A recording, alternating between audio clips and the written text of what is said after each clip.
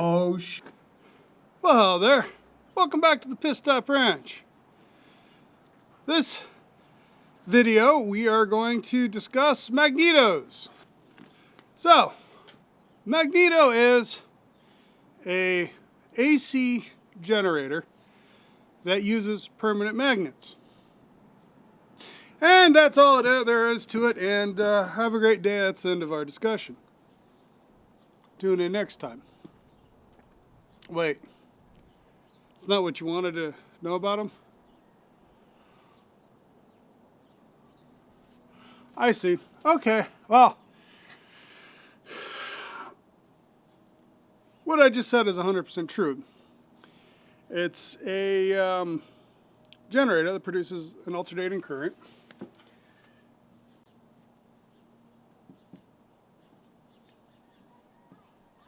That uses a permanent magnets instead of like an alternator that uses magnetic field generated by a DC current through coil windings.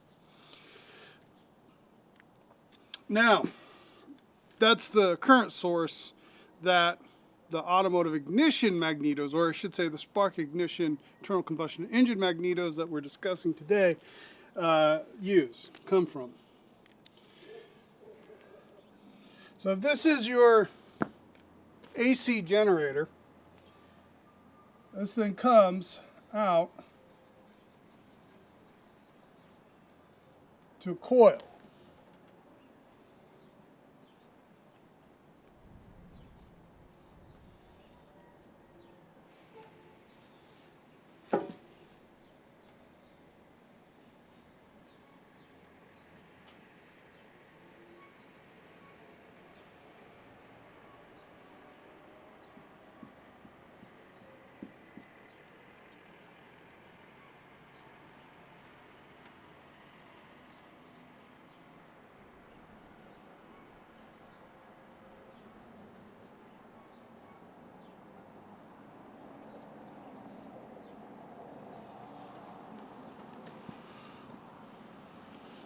So, very crudely, this is the circuit. You have your magneto, or your generator, producing a current. That then flows through a coil to your points.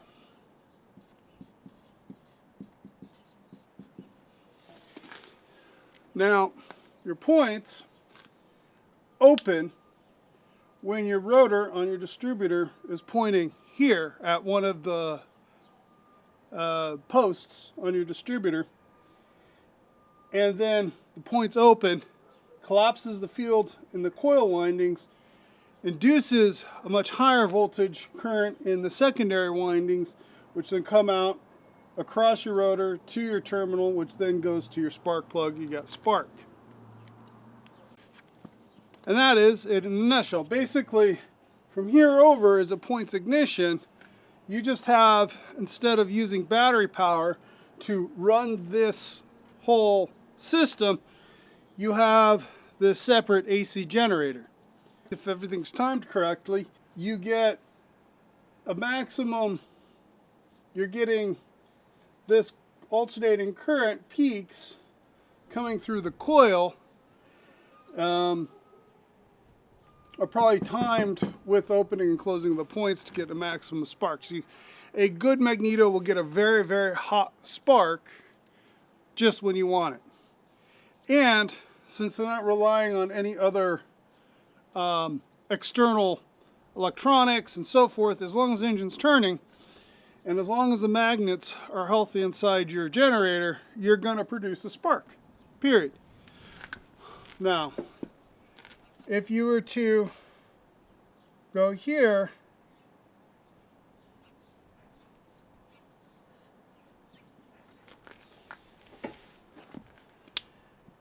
the system works as long as this is open. You close this, there's less resistance. This will go to ground. No spark will happen, engine shuts off. So your magneto switch is really a ground switch that just grounds your magneto to your chassis. That is a magneto for ignition in a nutshell.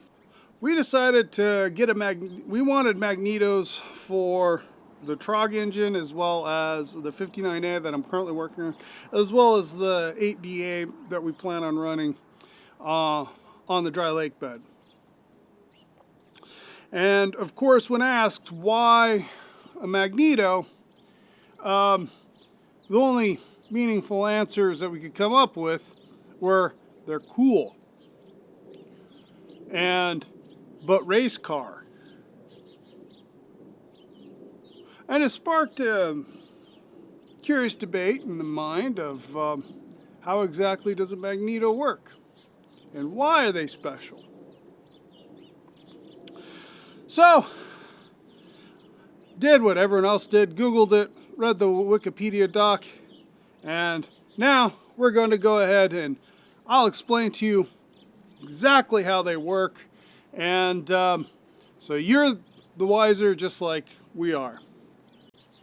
In the early days of automotive technology, and we're talking the earliest days, coil ignition systems weren't very reliable.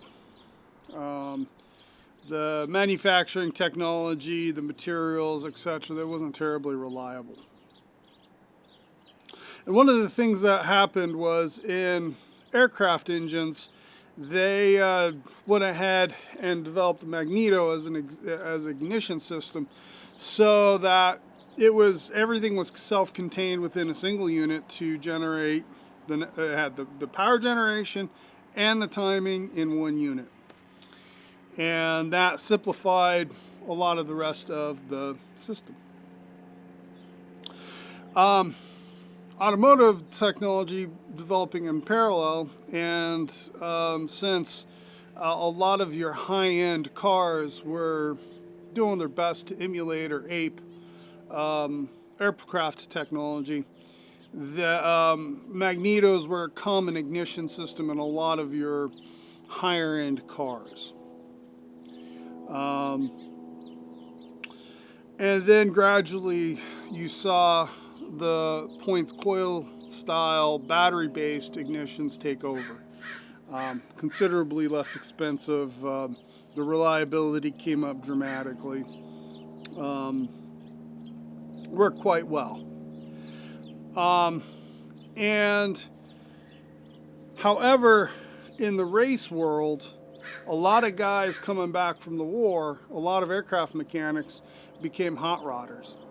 And because they became hot rodders, they started adapting the magnetos from the airplanes that they worked on and maintained in the Army Air Corps or the Navy or the Marine Corps. They started adapting those magnetos or building magnetos and mechanical fuel injections, that's where Hildenbrand comes from, to work on automotive engines and take them out racing, because you can get a much hotter spark from a magneto than you could from the 6-volt ignition systems that were popular and common at the time. And that's what they wanted to use with when they're experimenting with different fuel types and using boost and superchargers and everything else. So magneto became an important component of igniting race cars and getting race cars running and driving. Well, ignitions have advanced. You get MSDs now. You don't really need magnetos. Magnetos are kind of outside of top fuel. I don't know of anyone who's still on a serious professional racing level still runs magnetos. Anyways, let's get into our magneto for the 59A and start picking at it. We got some of the parts we need. We're still short on ignition wires, but I can probably just go pick those up. Okay, of course, I recognize the Harman and Collins magneto. We'll be getting actually inside of this see what it looks like here shortly. First up, though, we have this plate here, which bolts onto the timing cover, and then this plate here, which then is held onto with these slots in it, so you can adjust the timing, and then the magneto goes on top of this. We got some holes that are they got holes stripped here. This one here, I think is okay. Might even be the right thread I want to use. Then we got at least one. Yeah, we got one of the holes on this one here, which is stripped, that need to be repaired. Fortunately, we got helicoil kit, so not going to be a problem. And go ahead and get on making these repairs.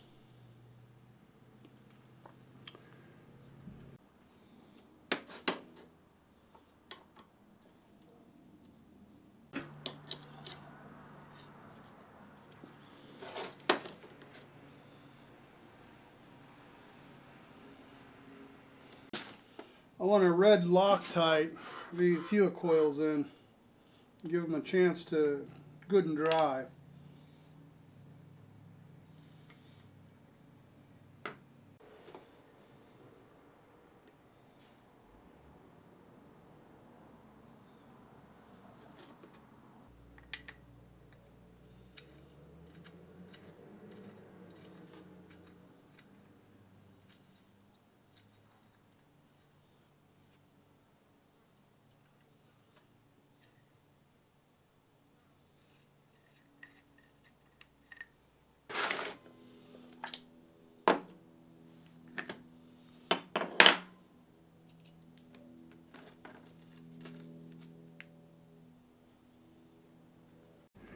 Now, happened to get brochure here, print,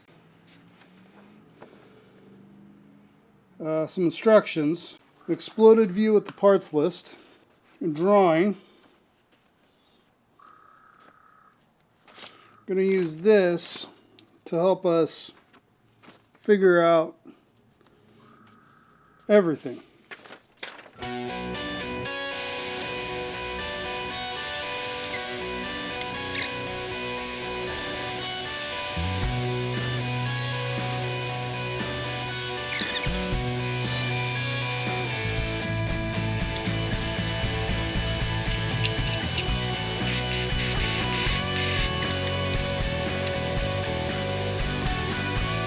Now, one of the challenges is people getting on this thing with incorrect drivers and rounding them out, incorrect sized drivers. So I'm hoping we can get on. There we go.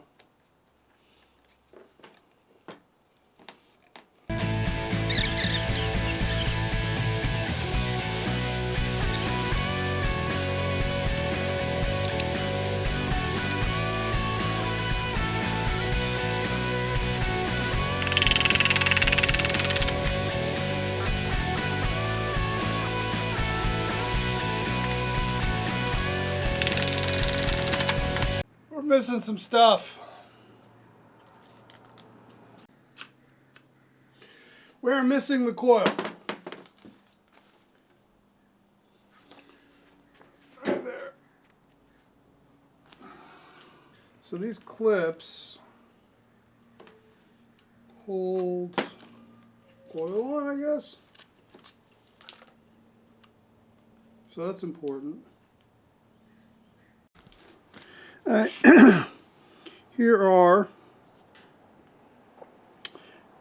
this is our rotor, and on our rotor are these permanent magnets. And there's 8 of them, and they're all timed with our cam here for our points.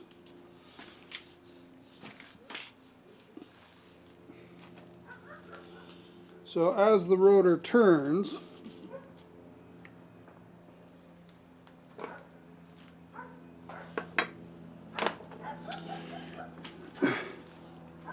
you have these ferrous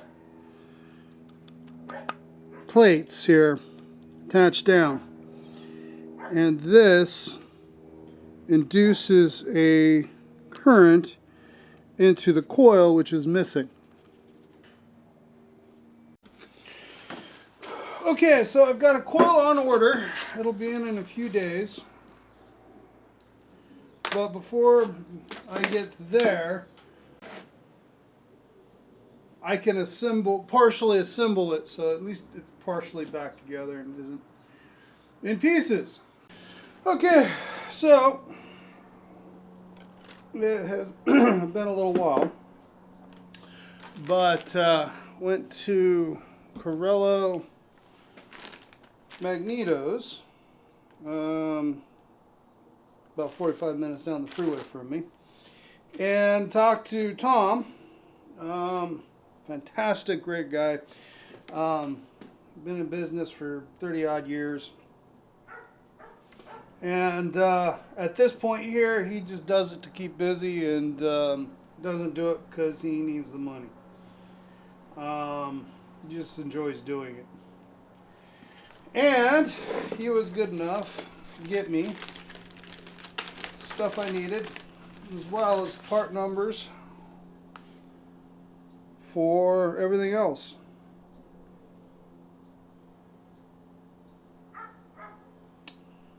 So, memory serves, this long one attaches to this wire here, and the short one just attaches to one of these wires, one of these up here as a ground.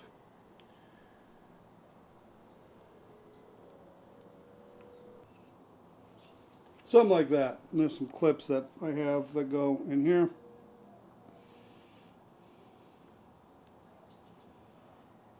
Okay, as you can see, I've knocked all the loose stuff off. Now, one thing you'll notice is this laminate here, these laminates here. And what that is you have the wheel of magnets, this right here, which I got re-energized, and this little coil wire around it's supposed to help keep it energized. This wheel of 8 magnets sweeps across here. And as they sweep along across here, you have a each one has a magnetic field associated with it.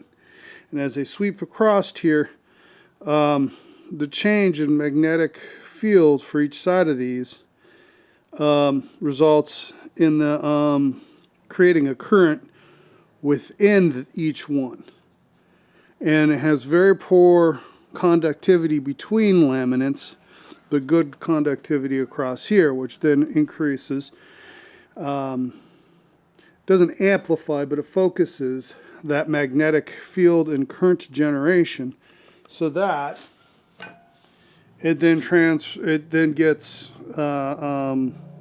conducted into this coil. Now, there's a primary coil and a secondary coil, just like you do in an HEI and everything else. And what happens is, if it's timed correctly, and good old Tom was very helpful at that, it will happen so that the field will collapse at the maximum point of this, when the current flow in this is the highest. And then when that collapses, because that's when the points close, that's when the points close, then this will induce a very high voltage, low current shot right on down into the distributor. Speaking of the distributor, I was talking with again, my new friend Tom, and these points were suggested to us, and the person who suggested them is very, very knowledgeable, but these are the points that were suggested to him. He has a second one of these he's going to run on his own car, but hasn't set it up yet. He recommended these points here. Now, Tom recommended a different set of points. And what it is this plastic piece here, the rubber here that rides on this cam here, which results in the points opening and closing. Because it's plastic, it doesn't hold up to temperature as well. And because it doesn't hold up to temperature as well, the little ridge on the end here it rides with has a tent can wear quickly. I've got a different set of points on order that have a fiber-based, actually ironically exactly what this material here is, except it's here. And that is more thermally stable and therefore going to hold up better. That said, we've got two sets of these points, and these points here are installed. Not that it isn't what, but a screw and a clip to replace them on that wiring. I think I'm going to keep this one in here for now. Now, you'll notice this felt here that I've soaked with oil. And that's per the instructions. And the purpose of this felt is to ride on this as well and keep it lightly lubricated. Now, I think that's important, doubly important, with this setup with this plastic rider cam follower to help keep it cool. So I loaded this up heavily with some 30 weight oil, and that should be good. Now, we have these little filter inserts, and they go in the casing thusly on the back side there. You don't see it from the front. But the purpose of it, of course, is obviously to, as air moves around inside, you get overpressure, underpressure situations. There's waves, high pressure, low pressure waves circulating through there, and without a place for the air to come and go, you'll probably have problems. So, if you can read there, it says, keep them oiled with 30 weight oil. So, I went ahead and oiled them up with some 30 weight oil. And that should catch the dust. Hopefully I got a spare screw when all said and done I can put there.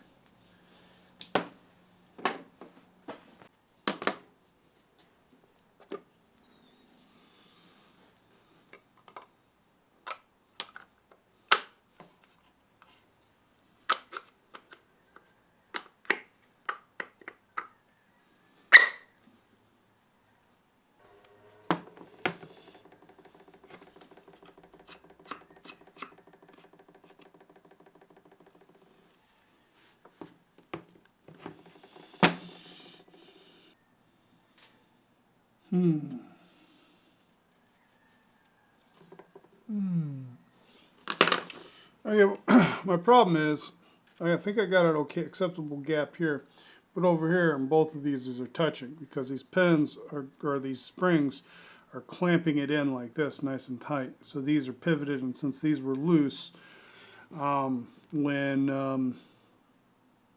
I put this in, they're squeezing them in. So I have to undo one of these clips.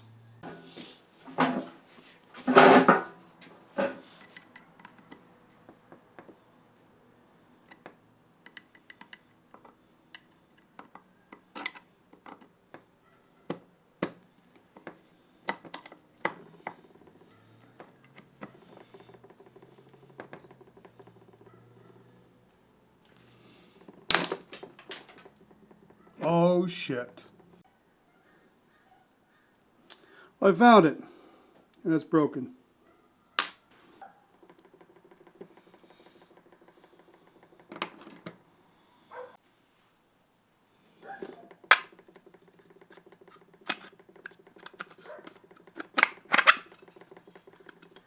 Ah, that feels good. It feels real good.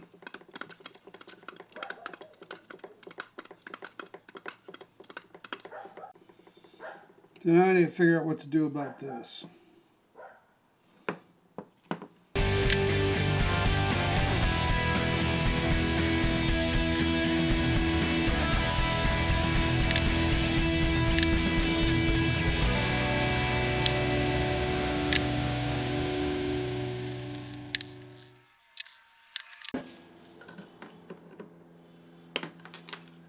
Now, I don't know how much of this I'm going to include in the film, but include in the video.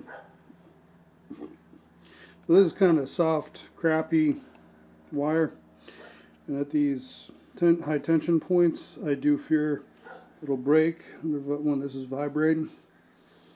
But I don't have a solution to get this thing done right now, so I'm going to go ahead and order the proper clips on the assumption that this will fail and this will shut down, stop working, and I'll know why.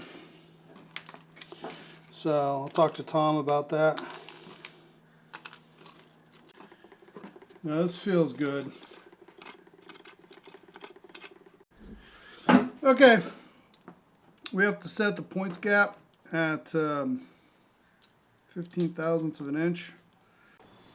So is there a lot of resistance to fight the magnet? Well, there's a resistance, almost got it a lot. I'm actually seeing a little spark in there. Can you space that out a little more? See that nice hot spark?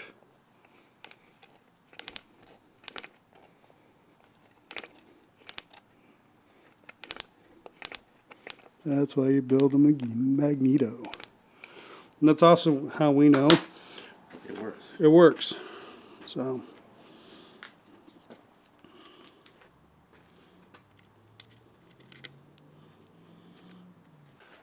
and so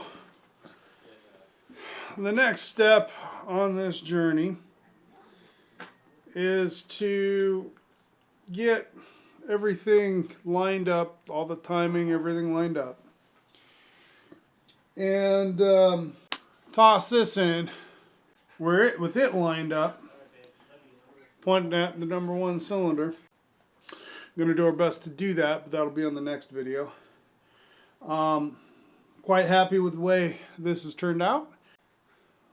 Hopefully soon, very shortly, we will have this mounted, and hopefully the engine turning and burning and making noise. So if you enjoyed this video, please hit the like button, and if you haven't done so already, hit the subscribe button. And until next time, have a magneto-tastic day.